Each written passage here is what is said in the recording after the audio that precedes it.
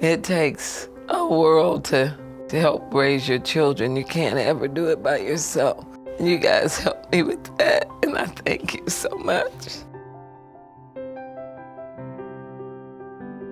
It wasn't until a coworker of mine knew that I was in the foster care world that I was interested in it, that she said, you have to go to Child Crisis Arizona. So when I became licensed, I was only licensed for one child. And then I was introduced to a sibling pair who had been in your shelters for about 8 months. And I couldn't bear splitting them up or splitting them apart. So I amended my license, and the 2 boys that were placed with me were an abandonment and neglect issue. And their parents just weren't doing the things that parents should be doing in order to take care of their kids and keep them safe. So they had bounced around from shelter to shelter outside of Arizona, and then when they moved here, they actually came to a homeless shelter before they were placed here at Child Crisis. They had never lived in a home before. They had never experienced a living room. They had never experienced their own bedrooms, their own beds. They really just had shared everything with the people that were around them in the shelters. The one thing that the older brother would do a lot was take care of his younger brother. And at one point, they would sleep so closely in the same bed, and the older brother would put his arms around the younger brother at night just to keep him safe and to make sure that he was safe. Now, that older brother gets to just be a kid. He's 4 years old now. He loves being a little boy, and he still loves and cares for his brother, but he knows now that there is a bigger person there that will take care of them, and so now he doesn't have to worry about that anymore.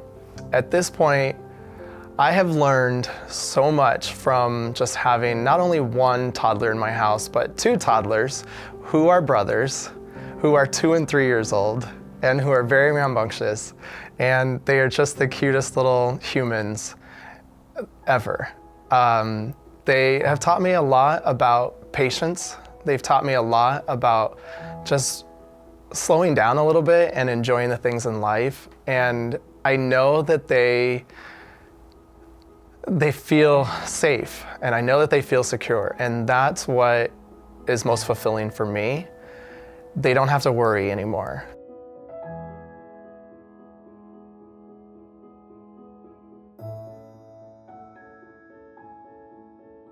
So like every normal family, when your kids grow up, they have exposures to drugs and alcohol. And our oldest son is on a path right now where he's decided that that's more important to him than the raising of our grandson, Patrick. So in 2012, when my grandson was taken into CPS custody in the state of Colorado, I told Susan, well, let's go talk to Child Crisis again and let's start our parenting classes just in case. It turns out that that's exactly what we should have been doing. And a month before Patrick's foster placement in the state of Colorado failed, we were licensed and ready to go. After a 3-year back and forth battle between the 2 states, we became the adoptive parents to our grandson, Patrick. Because we were licensed here in the state of Arizona, we were lucky enough to go in front of the court and demonstrate that we were ready, and as grandparents we were willing, and fortunately he was placed with us. And at the adoption, you just want to break down in tears when you hear the gavel, because it's over. Are you happy that we got the adoption all done? Yeah? And do you like to hang around with Papa and Susie? I wanted Patrick to be able to grow up and to be in a happy home and just to watch him grow. When he moved in, it was so amazing when I took him to the movie theater and I saw his expression, like he's never been there before. And it was an amazing experience for me.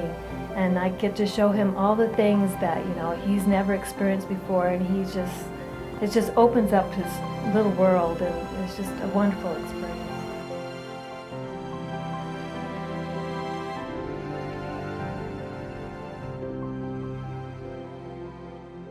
I was babysitting 2 of them, and CPS knocked at my door and asked for them. The lady said, run her information and see if she could keep them. And they ran my information, and they told me because of my background, I could keep my babies. And so then I got to keep those two, and then the third one came. The DCS worker called me and said, we have your third grandchild, and we'd like to know if you could come to a meeting and get him. Did you feel that you can handle him too? We want him with his siblings. And I'm like, sure, of course, you know. One of the workers told me that would come out to my house to talk to me about it. She told me about the early Head Start.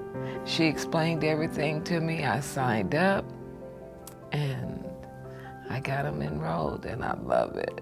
I do. They come home and they tell me, as young as they are, the 2-year-old, he'll come home and he'll tell me things he did today, things he's learned. If you would know my grandchildren, when I got them, they weren't open. They were more like afraid, and especially one of the 1-year-olds, the baby girl. She wouldn't talk to people or she didn't want you to touch her.